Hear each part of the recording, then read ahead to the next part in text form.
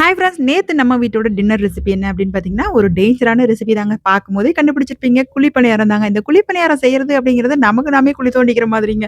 இந்த குழி பணியாரத்த ஒண்ணொன்னா பொறுமையா ஒவ்வொரு கல்லையும் எண்ணெய ஊத்தி, மறுபடியும் அதில ஒவ்வொரு கல்லுல மாவ ஊத்தி, மறுபடியும் அத பொறுமையா வேக வச்சு இன்னொரு பக்கம் திருப்பி விட்டு நல்லா பொன்னிறமா மறுபடியும் மேலலாம் எண்ணெய் ஊத்திட்டு, அடுப்ப நல்லா லோ ஃப்ளேம்ல வச்சு திருப்பி விடணும். இந்த குழி பணியாரம் திருப்புறதுக்குன்னே என்கிட்ட ஒரு கோனுசி இருக்கு. ஆனா இது என்னமோ இத வச்சு யூஸ் பண்றது எனக்கு பிடிக்கவே பிடிக்காது. இந்த மாரி கத்தியிலேயே பெரட்டி விட்டு எடுத்துருவேன்.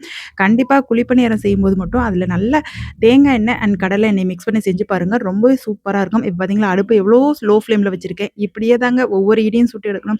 அப்பதாங்க பணியாரம் நல்லா முறுமுறுன்னு புது பொண்ணு மாரி பொன்னிறமா இருக்கும். இந்த மாரி சுட்டு எடுத்துட்டா போதும், நம்ம வீட்ல இருக்கவங்களுக்குலாம் இதில ஒரு ஈடு பத்தாது. 2, 2 ஈடு சாப்பிடுவாங்க. இப்ப பணியாரத்த பிச்சு பார்த்தா உள்ள பார்த்தீங்கன்னா, நல்லா பருன்னு மேல கிரிஸ்பியா இருக்கும் இல்லையா? அதுக்கு மாவு நல்லா இந்த மாரி திக்கான கன்சிஸ்டன்சில நல்லா கொர கொரன்னு அரைச்சு எடுத்துக்கணும். இதுக்கு சைட் டிஷ்ஷா தேங்காய் சட்னியும், மதிய வச்ச சுண்டல் குருமாட சர்வ் பண்ணிட்டேன். உங்களுக்கு குழிப்பணியாரம் பிடிக்குமா இல்லையான்னு கமெண்ட்ல சொல்லுங்க.